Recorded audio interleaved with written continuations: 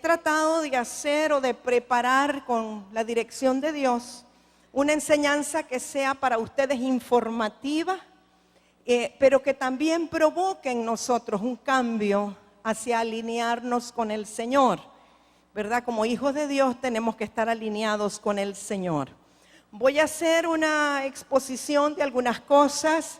Quiero suplicarle en el amor del Señor que si yo digo algo, lo estoy diciendo desde un punto de vista neutral, o sea, vertical con Dios, ninguna otra opinión, sino solamente de acuerdo con el Señor. Así es que quisiera que oremos primero. Póngase una mano en su mente, en su cabeza, y la otra la puede poner en el corazón si puede. ¿Y qué tal si le decimos: Señor, en esta mañana yo declaro que tengo la mente de Cristo, yo declaro que tengo tu corazón, Señor, y que quiero estar abierto para oír de ti, para pensar como tú piensas y amar como tú amas. Pido revelación por tu Espíritu Santo, Señor, y me declaro en apertura total y en disposición total para que mis oídos espirituales colaboren, Señor, con todo mi ser. Puedan ser abiertos mis oídos y pueda yo escuchar lo que Dios me quiere hablar. En el nombre poderoso de Jesús. Amén. Bueno, ya tenemos la proyección, ¿verdad? Le di un nombre a esta enseñanza: la justicia social de Dios. Me imagino que aún el nombre pues despierta alguna inquietud. Yo voy a comenzar a decir que el único justo, verdaderamente justo con J mayúscula, sobre la tierra es nuestro Señor. Uno de los apelativos o de los nombres de Cristo es el justo. Pero cuando Él derramó su sangre en la cruz y nos redimió y nos limpió de todo pecado, fuimos justificados por Él. Y ahora el justo vive en nosotros. Y usted y yo somos justos posicionalmente por cuanto Él es justo. Así es que si el justo vive en nosotros, todos deberíamos de anhelar la justicia en Él. Si alguien quiere hacer justicia, es nuestro Dios. El asunto es que la justicia desde la perspectiva de Dios muchas veces no es como el hombre la quiere hacer o la quiere entender. Por eso necesitamos una mente renovada para entender la justicia de Dios. Así es que voy a empezar por hablarle de algunos asuntos desde el tiempo de Moisés, del Antiguo Testamento. Quiero decir algo que tal vez le suene feo, le suene raro según el humanismo o la mentalidad, pero parte de la justicia de Dios es que haya pobres en la tierra. Aunque le suene raro, parte de la justicia de Dios es que exista pobreza en la tierra. ¿Me escuchó bien, verdad? Voy a mostrárselo de acuerdo a la Escritura. Éxodo 23 del 10 al 11, está Dios dando instrucciones al pueblo. 6 años sembrarás tu tierra y recogerás su cosecha, mas el 7º año la dejarás libre para que coman los pobres de tu pueblo, y de lo que quedare comerán las bestias del campo. Así harás con tu viña y con tu olivar. Desde que Dios le está diciendo al pueblo que debe de dejar descansar la tierra 1 año para que de esa cosecha coman los pobres, Él ya está dando por sentado que van a haber pobres en la tierra, ¿sí o no? Ok, yo quiero preguntarle a los agricultores, pónganse en pie los que son agricultores, los que son agrónomos, los que trabajan con cosechas de la tierra o han trabajado en algún momento. Hoy se dieron vacaciones los agrónomos, solo vinieron 2. Allá el hermano Mauricio, a pesar que tenemos muchos. Yo quiero hacerle una pregunta, hermano Rigo, hermano Humberto, entró hermano Max, ya tenemos otro. Cuando ustedes han sembrado la tierra, hermano Rigo, usted que siembra palma africana, el año número 7 usted deja descansar la tierra o usted cosecha todos los años y siembra todos los años. ¿Usted, hermano Humberto, deja descansar la tierra? No, ¿verdad? Gracias, hermano. Quiere decir que nosotros no estamos acatando lo que dice la ley de Dios. porque yo no conozco, tal vez en Israel, pero aquí no conozco ningún agricultor que el séptimo año deje descansar la tierra. Ahora, esto me lleva a pensar más allá. Quiere decir que el Señor nos está diciendo que durante esos 6 años de alta productividad vamos a tener suficiente para vivir un séptimo año en el cual la tierra va a descansar. O sea que la producción va a ser mayor. Implícitamente nos está diciendo que vamos a tener que ahorrar para que tengamos de qué vivir, porque el séptimo año todo lo de la tierra va a ser para los pobres. ¿Estamos de acuerdo? No los veo muy de acuerdo. Vamos al Levítico 19, 9 al 11. Cuando ciegues la mies de tu tierra, no segarás hasta el último rincón de ella, ni espigarás tu tierra segada. Y no rebuscarás tu viña, ni recogerás el fruto caído de tu viña. Para el pobre y para el extranjero lo dejarás. Yo, Jehová, vuestro Dios. O sea que dentro de la justicia de Dios existe la pobreza, pero Dios tiene cuidado de los pobres a través de los que tienen tierras, de los que tienen sembrados y los que tienen cosecha. Dios está dando leyes espirituales para que si los que tienen tierras hacen caso, los pobres tendrán provisión. ¿Estamos de acuerdo? Yo supongo que si el Señor tuviera que actualizar o adaptar las leyes, hoy día diría, y los que venden pollo frito, después de las 6 de la tarde ya no van a vender, sino que lo van a dejar para que los pobres lleguen a buscar pollo. O sea, si tuviera que adaptarlo, conozco en los Estados Unidos, hay una empresa que vende donas. Y yo recuerdo que ellos hacían todas las donas para el día, pero después de las 6 de la tarde, la dona que no se vendió, ellos la tenían para regalarlo a los pobres y a los hambrientos, porque ellos no venden donas de un día para otro, al día siguiente hacen frescas. Y es de las empresas más prósperas de donas que conozco. Así es que yo quiero que nosotros vayamos cobrando conciencia de lo que la Escritura dice, porque muchos podrían decir, bueno, pero esto solo es para los agricultores. Claro, porque Israel es agricultor por excelencia, pero si Dios tiene que aplicarlo a cada área de los rubros a los cuales nos dedicamos, nos caería a todos parte de la ley. ¿Creen ustedes? Bueno, amén, espero que sí, ¿verdad? Deuteronomio 24, 14, 15. No oprimirás al jornalero pobre y menesteroso, ya sea de tus hermanos o de los extranjeros que habitan en tu tierra dentro de tus ciudades. Si lo quiere traducir, ya sea hermano evangélico o sea inconverso. El extranjero era el gentil. En su día le darás su jornal y no se pondrá el sol sin dárselo. El Señor está diciendo que no le paguen semanalmente, quincenalmente ni mensualmente. Lo que le está diciendo que le dé para que coma cada día. ¿De acuerdo? No se ponga a hacer lógica. Usted escuche la palabra del Señor, por favor. En su día le dará su jornal y no se pondrá el sol sin dárselo, pues es pobre y con él sustenta su vida, para que no clame contra ti a Jehová y sea en ti pecado. ¡Qué tremendo! O sea que el que es jornalero, el día que no tiene para darle a su familia, va a maldecir entonces al jefe, ¿verdad? O al patrono. Así que mejor que cada día tenga comida para que no haya maldición sobre el patrono. Proverbios 28, 27. El que da al pobre no tendrá pobreza, mas el que aparta sus ojos tendrá muchas maldiciones. Está claro que Dios favorece al pobre, ¿verdad?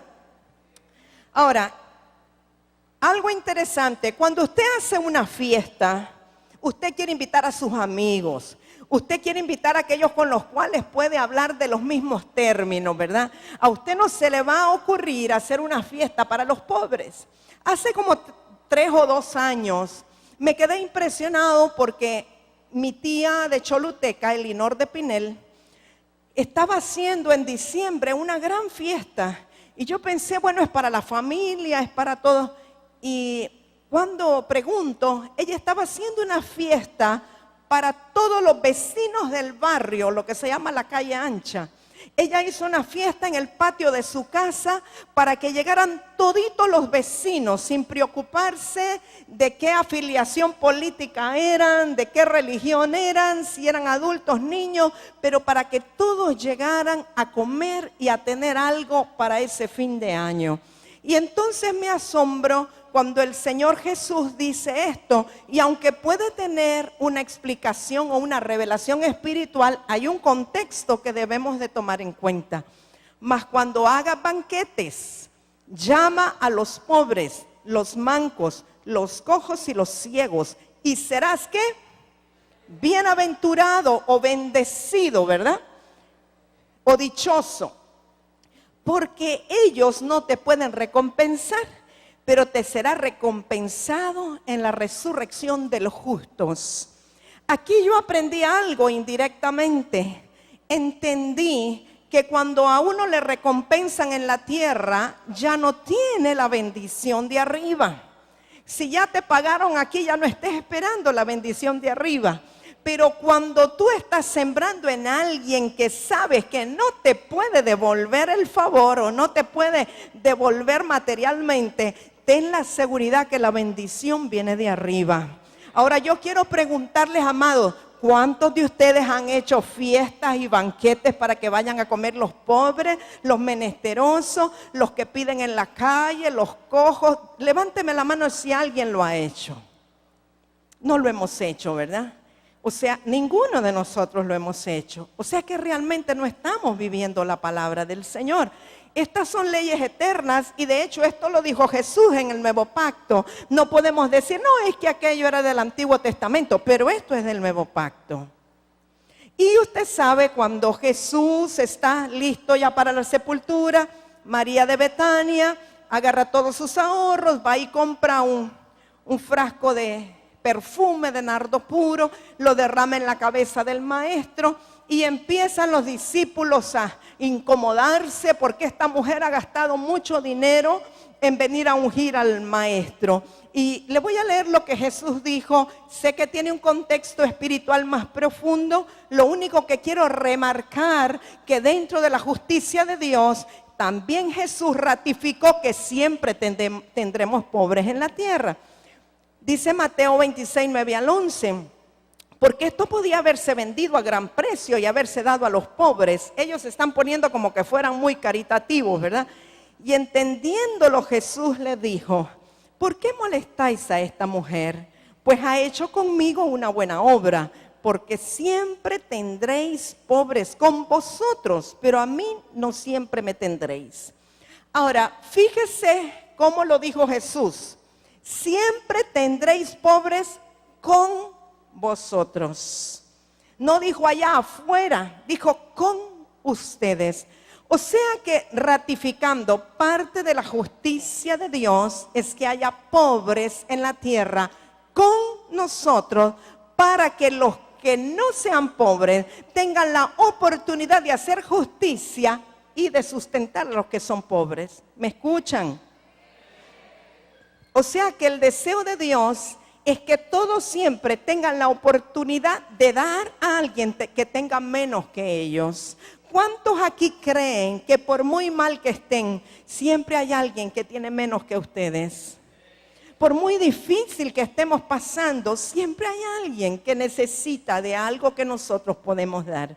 Entonces, parte de la justicia de Dios es esta: dejar los pobres, pero con nosotros los entendidos, los que estamos dispuestos a vivir la ley de Dios, para que nosotros entonces los podamos sustentar o los podamos bendecir. ¿Estamos de acuerdo?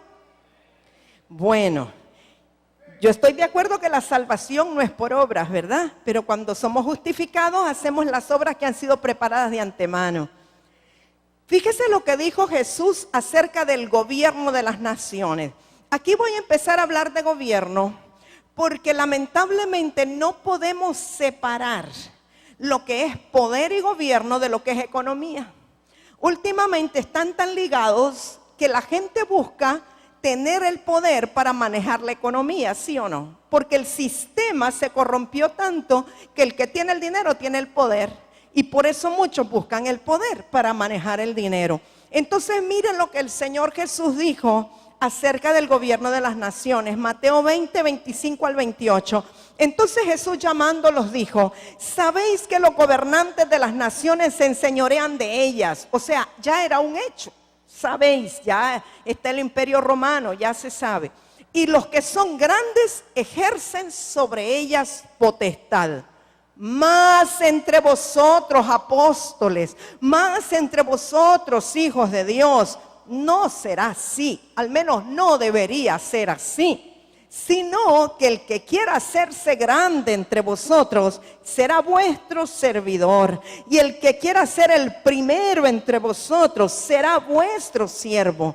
Como el Hijo del Hombre no vino para ser servido, sino para servir y para dar su vida en rescate por muchos. Vemos el contraste de lo que el Señor Jesús dice de lo que es el gobierno de las naciones y lo que vino a ser el gobierno apostólico, porque Jesús dijo: entre ustedes no será así. O sea, Él está poniendo un contraste entre lo que es el gobierno del mundo en las naciones y lo que debería de ser el gobierno de Dios en la iglesia. Ahora, la iglesia primitiva cumplió con ese lineamiento y vemos Hechos 2, 44 al 47. Todos los que habían creído estaban juntos y tenían ¿qué? En común todas las cosas.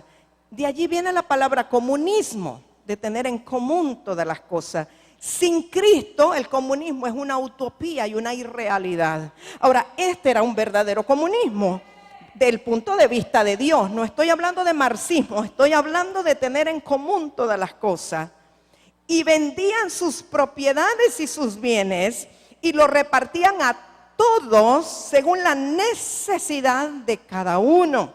Estaban cumpliendo la palabra de Éxodo y de Levítico y perseverando unánimes cada día en el templo y partiendo el pan en las casas, comían juntos con alegría y sencillez de corazón, alabando a Dios y teniendo favor con todo el pueblo. Y miren lo que ocurría como consecuencia. Y el Señor añadía cada día a la iglesia los que habían de ser salvos.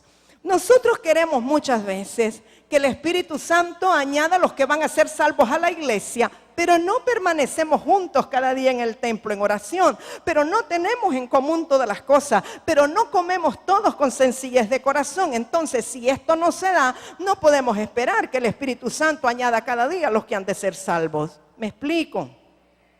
Una cosa nos lleva a la otra.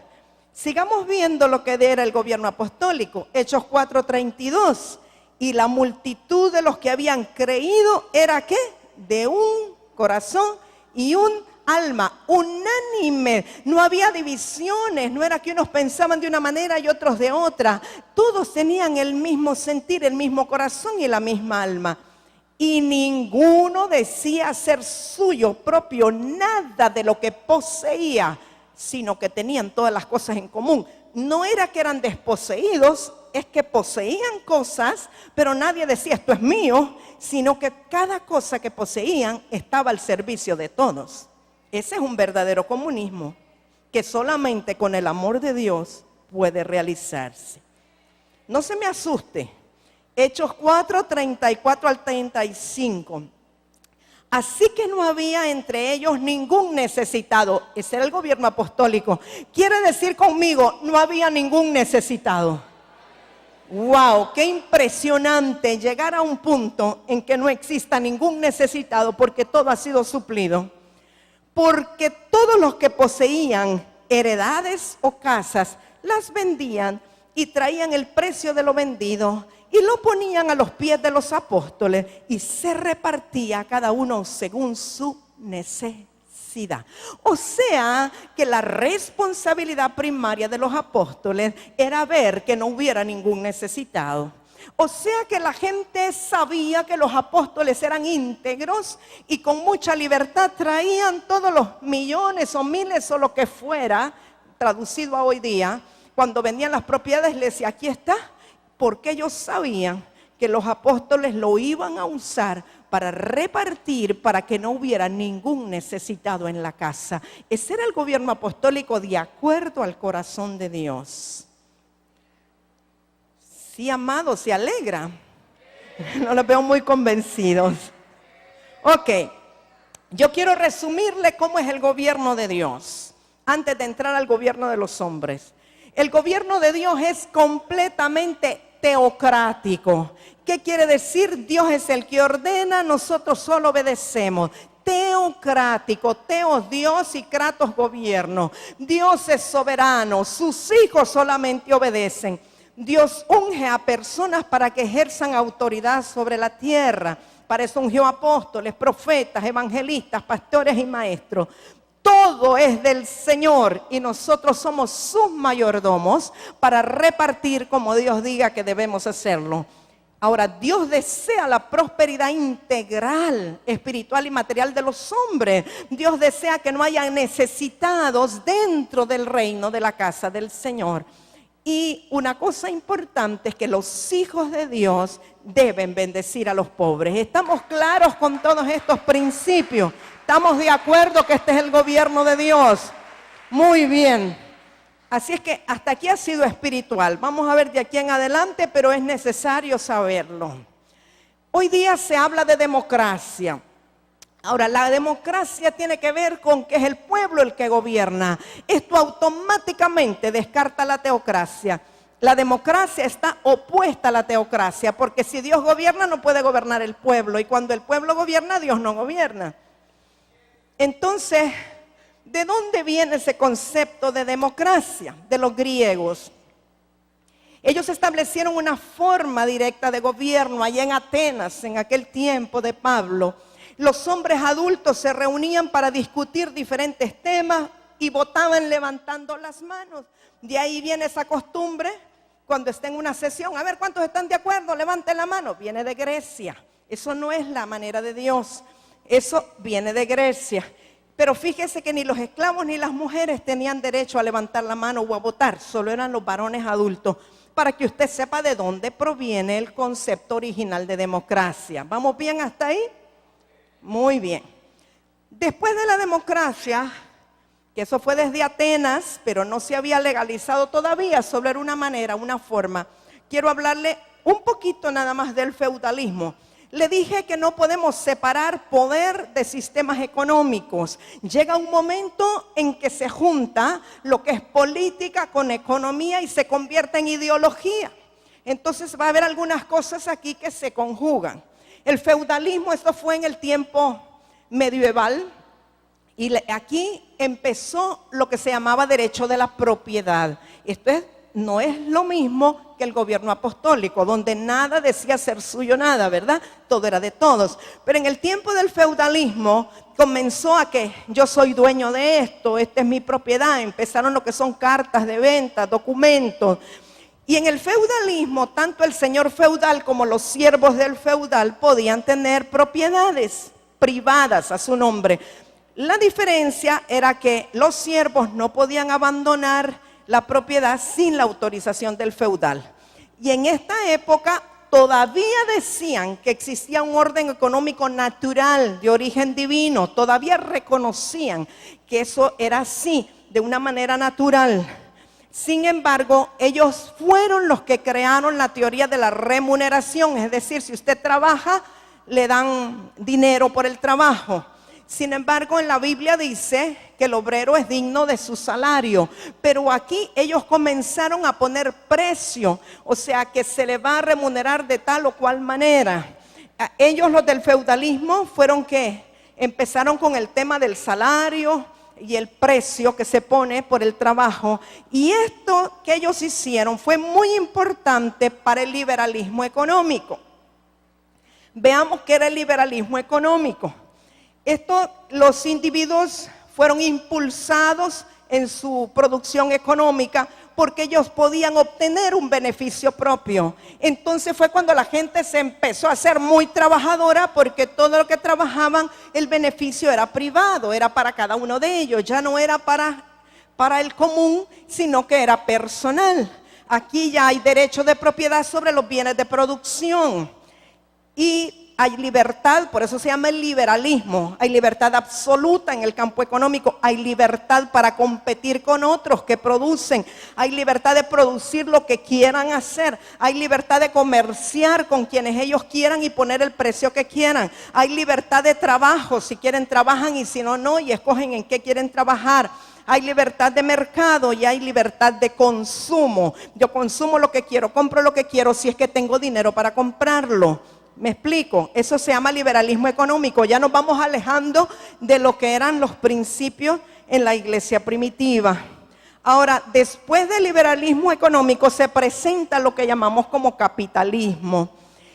Pero el capitalismo ya venía surgiendo a partir del siglo XIII, cuando el tiempo de la Reforma, el tiempo del Renacimiento, que provocó un cambio drástico en la sociedad y comenzó a tornarse en una sociedad capitalista. Ahora, como sistema económico apareció hasta el siglo XVI en Inglaterra y sustituye lo que era el feudalismo, ya como un sistema.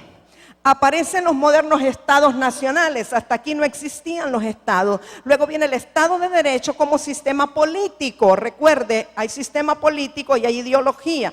Y comienza el liberalismo como ideología. Una ideología es un conjunto de pensamientos o de filosofías que moldean a un grupo o a una sociedad. Entonces ya entramos en el capitalismo. Pero como el liberalismo, que es una ideología, ya entró en función, ahora viene lo que es el capitalismo liberal. Y esto viene con la mecanización, es decir, la gente ya no trabajaba a mano, vienen las maquinarias por causa del Renacimiento y entonces el trabajo ya es más efectivo, pero ya se puede sectarizar. Los que saben trabajar estas máquinas tienen más oportunidad de empleo. La finalidad del capitalismo liberal es obtener el máximo beneficio económico. Se acentúa el derecho de la propiedad, ya no solo individual, sino también de empresas, empresarial. Hay libertad de competencia, hay libertad de producir y existe un libre comercio y por supuesto libertad de trabajo. Se acentúa la libertad. Ahora entramos a lo que es el marxismo. Posterior al capitalismo, como una contracorriente, como por querer combatir lo que era la propiedad privada y el capitalismo, surge el marxismo. Ahora, los originarios de esto son Carlos Marx, que nació en 1818, muere en 1883, y Federico Engels, que nace en el 1820 y 1895. Cuando se habla de marxismo, estamos hablando de un conjunto de lo que aportó Engels, que él sí favorecía la propiedad privada, y lo que aportó Carlos Marx. Durante el marxismo se siguió desarrollando la teoría del valor, el salario, precio y ganancia, el trabajo asalariado y capital.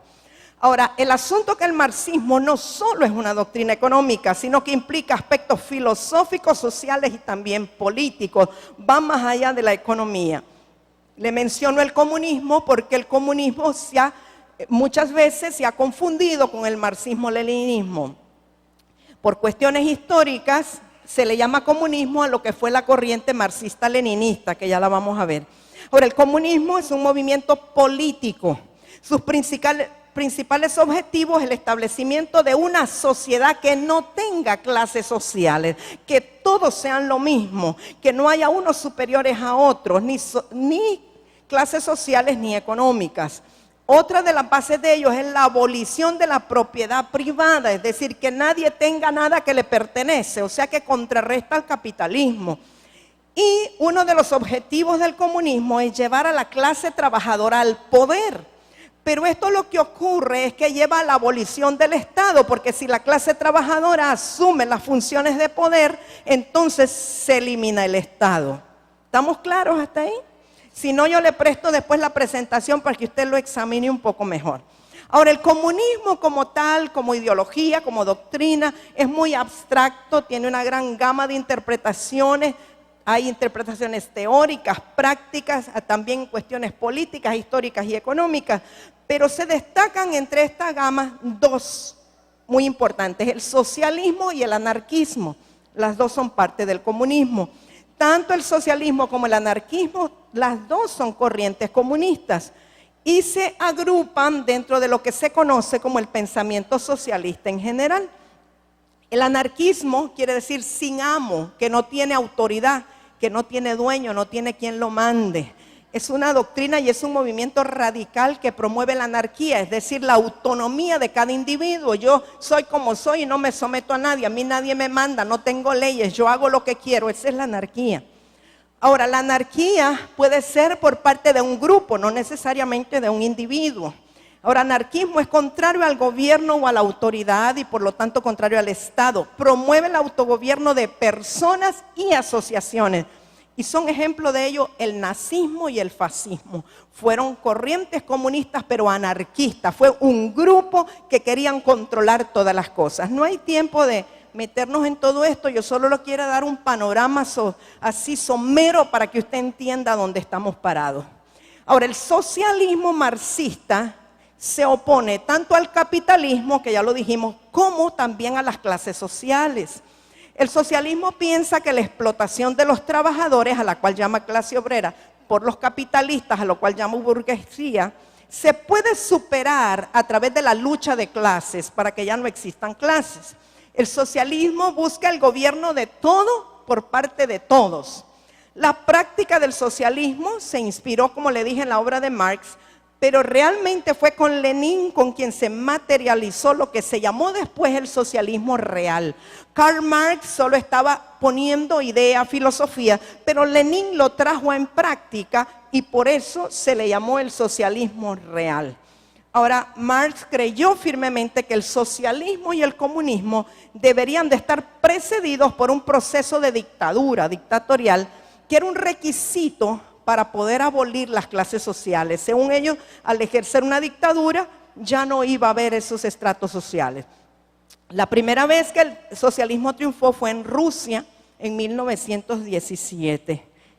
Este modelo tuvo dos características básicas: el sometimiento completo de la persona y de la sociedad al Estado, y una economía que fue planificada centralmente por el Estado. O sea, que es contradictorio, ¿verdad? La filosofía es una cosa y la práctica es otra. Esto es un punto, lo que le voy a decir ahorita, es donde yo quiero centrar más su atención. Hay dos tipos de ateísmo. Ateísmo quiere decir sin Dios, ¿verdad? La palabra ateo es sin Dios. Hay un ateísmo práctico y un ateísmo materialista. El ateísmo práctico es la actitud que toman algunos hombres que viven como si Dios no existiera. Son esos que dicen: yo no creo en Dios, yo existo porque Dios, yo eso no creo, yo nací, yo tengo, etcétera. Ellos viven como si Dios no existe. Pero hay un ateísmo materialista, que es el que afirma que lo único que existe es la materia. Y su principal exponente de este ateísmo materialista es la doctrina marxista, que busca la liberación del hombre a partir de su emancipación económica y social. Lo que quiero dejarle bien claro es: toda forma de marxismo, toda forma de comunismo es parte del ateísmo materialista. Amén. Espero que usted esté claro con esto. Es decir, que un cristiano no podría ser comunista, no podría ser marxista, no podría ser socialista, porque si es cristiano es que cree que hay un Dios, pero el marxismo y el comunismo niega a Dios. Esto es muy básico. Voy a mencionarle otras corrientes, unas más modernas, otras menos. El populismo. El populismo es hermano del comunismo. En los países donde no se pudo instalar el comunismo, se optó por infiltrar el sistema populista porque tienen muchas cosas en común. Ahora, el populista expresa que todo lo hace en favor de la soberanía del pueblo, que todo lo hace por el pueblo, nunca se cansa de decir que lo hace por el bien de los pobres, pero realmente el populismo lo que hace es que le da cosas regaladas al pueblo para tenerlo ahí contento, pero realmente nunca le da soluciones permanentes al pueblo. La historia nos enseña que todos los países que instalaron un sistema populista de gobierno, los pobres tenían por un ratito, pero a la larga cayeron en deuda internacional, a la larga cayeron en una economía muy decadente, la gente dejó de producir y después lo que tenían era un problema serio con más pobres que antes. Entonces, el populismo solo es como una forma para llegar a ocupar una posición de poder o de gobierno, teniendo a la masa, disque pobre, contentos. Una vez que se ejerce gobierno, ya la situación es diferente. Ahora está lo que se llama el neopopulismo, que es un populismo modificado. Y esta es la combinación de rasgos tanto del populismo histórico como de un populismo de generaciones recientes. Algunos sociólogos lo denominan neopopulismo. Un ejemplo, el gobierno del señor Hugo Chávez en Venezuela. ¿Qué es lo nuevo de este populismo? A diferencia de los viejos populismos, el señor Chávez es muy afecto al militarismo, él está de acuerdo con el régimen militar. Entonces es una modificación del populismo histórico y se le ha llamado neopopulismo porque ahora incluye lo que es régimen militar junto con el populismo. Para su información, ¿qué cosa es el ALCA? ¿Qué cosa es el ALBA? Los Estados Unidos llevan mucho tiempo impulsando lo que se llama el ALCA, que quiere decir Acuerdo de Libre Comercio para las Américas. Y este ALCA es más o menos como lo que ellos tienen en Estados Unidos que se llama NAFTA, North America Free Trade Area. Pero ellos quisieron extender el NAFTA, que era para Estados Unidos o para Norteamérica, a todo el continente americano y por eso se llama ALCA. Pero en contraposición del ALCA surgió el ALBA para contrarrestar el ALCA. Y ALBA quiere decir Alternativa Bolivariana para América. Ahora, el ALBA pretende tener una dimensión social, no solamente es de comercio, incidiendo en aspectos como la protección al medio ambiente, defensa de la cultura indígena, defensa de Mesoamérica, preservación de los mayas, de los incas y todo lo que no queremos, ¿verdad? Ahora, hasta hace poco el ALBA era un proyecto limitado que era una declaración de principios nada más entre Cuba y Venezuela. Pero cuando el presidente Hugo Chávez hizo la propuesta y ofreció cubrir las necesidades energéticas de los países que se adhirieran al ALBA, muchos más países se han agregado al ALBA en Sudamérica. Entonces tenemos Bolivia, Ecuador y hay muchos otros países que se están agregando y bueno, y Honduras también se agregó. Sin saber que al caer dentro de este régimen entraban en un neopopulismo también, que es una forma de comunismo y que por tanto es ateísmo. O sea que Honduras está con un acuerdo en esta línea, no solamente económica, sino política, espiritual, social. En términos generales, las formas de gobierno se distinguen dos grandes formas de gobierno. La democracia y la autocracia, estamos hablando en este tiempo. La autocracia es cuando se le niega la participación al pueblo y la democracia pues es una aspiración, el Estado totalmente democrático no existe, hay la democracia representativa, ¿verdad? O sea que el pueblo delega a través de votos, delega que un grupo sea quien gobierne, es una democracia representativa y hay lo que se llama democracia constituyente, no vamos a entrar en todos los detalles, pero para que usted sepa más o menos. Ahora, los estados con tendencias democráticas son aquellos en los que el pueblo participa en las tareas de interés general. Voy a mencionarle las diversas formas de democracia, unas pocas, ¿verdad?, las que tienen más influencia. Primero, la socialdemocracia. La socialdemocracia nació desde el siglo XIX con el socialismo de Karl Marx, ¿verdad?, y compartía sus raíces ideológicas con el comunismo, pero repudiaba el uso de la violencia política que implicaría revolución en términos marxistas. Y de aquí nace el socialismo democrático moderno, que es más amplio, no es lo mismo socialismo democrático que socialdemocracia. La socialdemocracia era del tiempo del siglo XIX, pero hoy día se llama socialismo democrático porque los que lo aplican pretenden que es algo más amplio. Entonces el socialismo democrático o democracia socialista es una ideología de crítica social usada hoy día por varios movimientos para poner en claro que su posición y su propósito son dos. El socialismo por un lado, pero por otro lado la democracia.